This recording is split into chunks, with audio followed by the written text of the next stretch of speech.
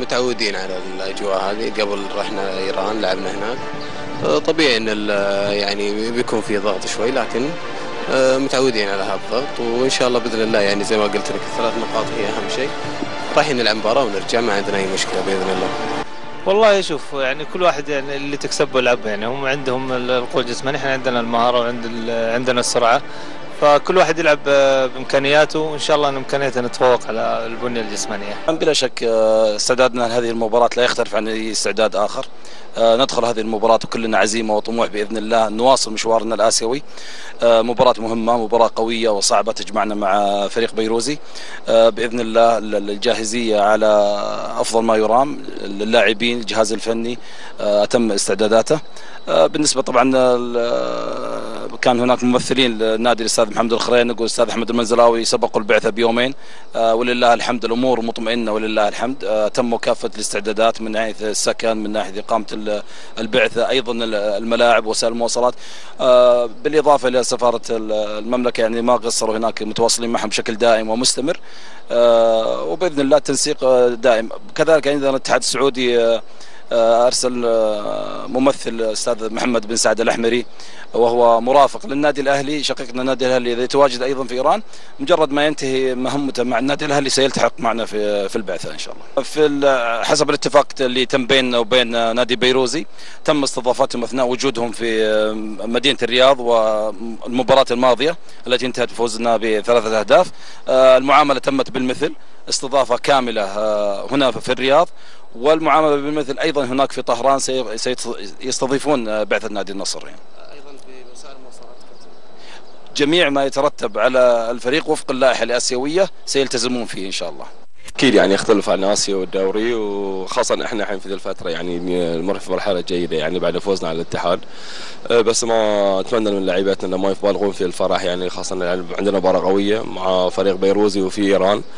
ان شاء الله اهم شيء يعني اهم شيء انت هناك انه في ايران ما تخسر في المباراه، يعني يا تفوز او تعادل، فهذه الاهم. يعني الالتحامات يعني بتكون اكيد ايران متفوقين على انه في هذا الشيء الوحيد يمكن.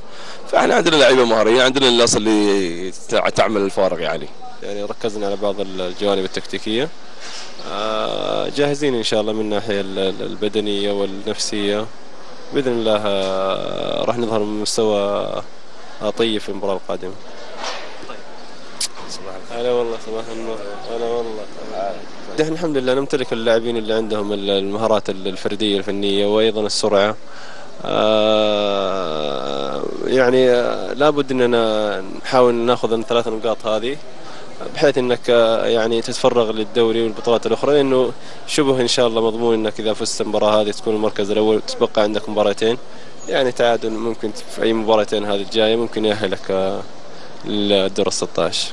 راح تكون أنت الكابتن أو النقيب في المباراة الجاية لإهداء الفوز للنصر؟ والله بإذن الله اللاعبين كلهم فيهم الخير والبركة، يعني أحمد لا شيء من غير ال10 لاعبين داخل الملعب. حريص بإذن الله على كل مباراة إني أدي أفضل ما عندي، وإن شاء الله نكون في أفضل حالاتنا غدا بإذن الله. أهم شيء نفوز إن شاء الله، سواء أنا سجلت أو زملاء اللاعبين إن شاء الله. بالعكس يعني كرة القدم للرجال، يعني احتكاكات طبيعية في كرة القدم، فأكيد إننا رايحين عارفين يعني صعوبة الموقف، بس مو بمستحيلة نقدر. لعبنا على أرضنا وفزنا عليهم 3، فإن شاء الله هناك على أرضهم راح نفوز 3 بإذن الله. في أرض إيران في طهران صعبة جدا، فريق بيروزي فريق ليس بالسهل. أعتقد النتيجة الإيجابية هناك مهمة بالنسبة لنا، والتركيز على أن نكون نتيجة إيجابية إن شاء الله نطلع أساس نقدر نواصل في البطولة الآسيوية. بالنسبة على الصعيد الشخصي أعتقد أنه يجب مساعدة زملائي يعني في الخط المقدمة، وهذا الشيء اللي احنا ساعين له في التمرين أمس، وإن شاء الله يكرمنا إن شاء الله بال3 نقاط إن شاء الله أو نتيجة إيجابية إن شاء الله. هذا شيء كبير، أنت معروف الإيرانيين البنية الجسمانية يعتمدون على الكرات الثابتة، فحاول أن نقلل كثرة الأخطاء في المباراة والكرة الثابتة، وإن شاء الله بإذن الله تعالى أن نقدر نطلع مع المباراة بالفوز إن شاء الله بإذن الله تعالى. والله شوف مباراة يعني يعني نقول يعني صعبة شوية، لكن بالصدارة الثانية، الصدارة الأسيوية في مجموعتنا. وش سالفة البهارات والشيء الزين هناك؟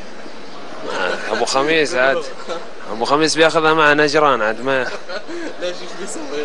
ما أدري، قال بيفتح مطعم تفتح مطعم؟ بعد ان نبى ناخذ الزعفران ذي. طيب في المطعم ولا لا؟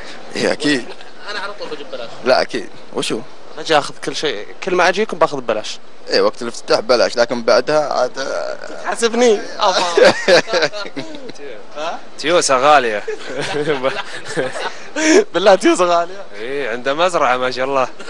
وش كنت رحت عنده نجران ترى كريم ما يقصر. ايه ما يقصر ابو خميس ترى، بس كل شيء بفلوس ما ببلاش. كيف كريم وبفلوس؟ ذبحنا هذا المشكلة. ذبحنا يقول حياكم الله بيعزمنا جينا طالعين قال الفلوس. ايش يسوي الواحد يبي على ما قال استثمار. يستثمر. اي عاد ايش يسوي؟ استثمار تيوس. عاد شو اسمه، انت قلت لي قبل شوي انك مفجوع الصباح والنصر ما ادري. لا ما قلت. لا قلت لا مفجوع، عاد قلت بتصور ما ادري. شكرا لك. يعطيك العافية.